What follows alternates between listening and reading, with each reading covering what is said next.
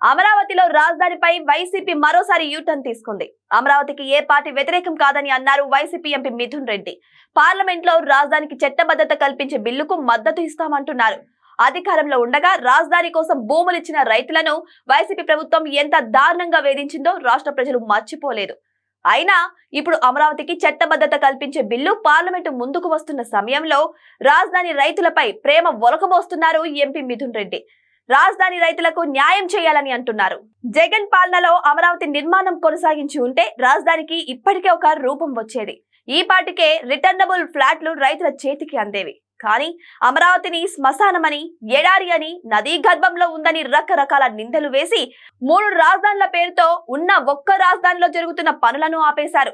ఫలితంగా కూటమి ప్రభుత్వం అధికారంలోకి వచ్చేసరికి రాజధాని ప్రాంతం ముళ్ళ చెట్లు, గడ్డి మొక్కలతో చిట్టడివిలా మారింది. ముఖ్యమంత్రి చంద్రబాబు నాయకత్వంలోని కూటమి సర్కార్ జంగిల్ని క్లియర్ చేయడమే కాకుండా కేంద్రం నుంచి 50,000 కోట్ల రూపాయల నిధులు సాధించి రాజధాని ప్రాంతంలో పనులను పరుగులు పెట్టిస్తోంది.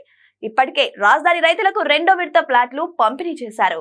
రాజ్యాంగంలో అమరావతికి చట్టబద్ధత కల్పించాలనే డిమాండ్ వచ్చిందే వైసీపీ భయంతో.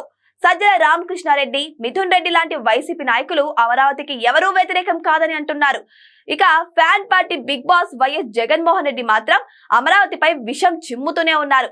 ఈ మధ్య నిర్వహించిన మీడియా సమావేశంలో అమరావతిలో రాజధాని కట్టడం పిచ్చి పని అనడం ద్వారా ఈ ప్రాంతం మీద ఆయనకు ఎంత ద్వేషం ఉందో మరోసారి బయట పెట్టుకున్నారు.